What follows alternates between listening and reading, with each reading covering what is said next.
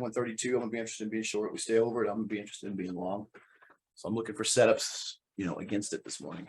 I like that 50% retrace. We're right in the trend, and I like it up here at 41.30 area too. So let's take the trade here, stop in place. Come on, baby, get up here. And if we can get up here to 41.40, I'm going to get into that 60-minute 9. I'm going to get a combo on 18 is first target. And then if that breaks, we'll see OIM lows, 4,100, and then 40, 40.80. I'm going to take some profits here on this 25. Still like to short. I just wanted a little bit more out of it to get that combo on. Didn't get it. So get back down here and test this low again. I'm going to take some profits. Yeah, boy, I'm going to take some profits here. $5 out of these things now. Let's go. I'm going to sell some more here at the end of this 5-minute candle. Let this candle work for me.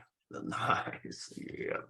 All right, I got myself down to 2 contracts here in the monies. I'm all out. I'm looking to get back in, but I'm completely out. I just took my last 2 contracts off.